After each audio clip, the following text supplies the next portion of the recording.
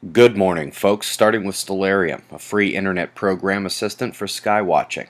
If you go outside pre-sunrise and look for the red planet Mars, big bright Regulus is right below, and comet Ison is above. Ison slightly more difficult to see than Regulus, obviously, but folks, if you have some equipment of any kind, you shouldn't be without a visual unless you are way, way, way south.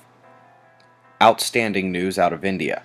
Lesson learned from 1999, and despite the damage reports coming in at scary levels, the evacuations did their job and the death toll stands below a dozen, most of those coming before landfall due to wind.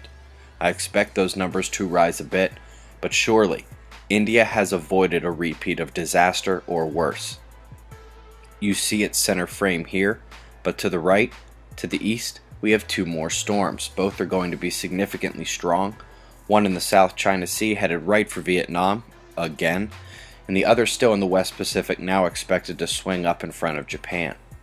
Coming to the American West Coast, where Octavo is expected to smack into Baja after developing this weekend, it will add to a situation started by the Canadian low up here at this point.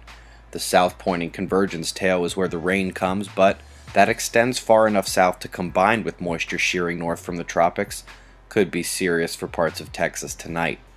That pressure regulating in Europe as well after bringing snow to wide swaths in the last 48 hours. New Zealand, flash flood watch in a serious way with major precipitation expected. Those two big sunspot groups are now Earth-facing. On the trailing southern region, we still have magnetic mixing, but honestly, it is gone to the north.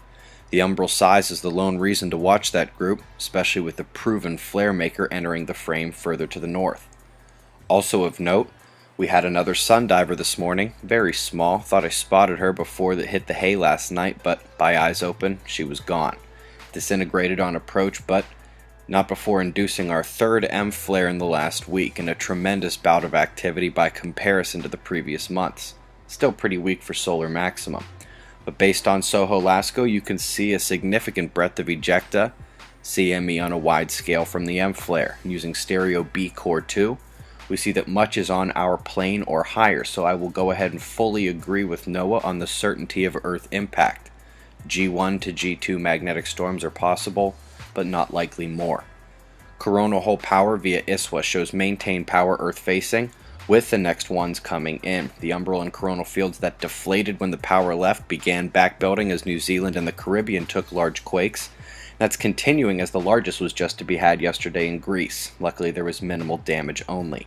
And a couple other unusual and above average rumbles, but lots to watch on our star, sunspots and coronal hole power. But first, the best flare caught by Iris yet. Eyes open. No fear, it's 6:20 a.m. Eastern Time, and that's the news. Be safe, everyone.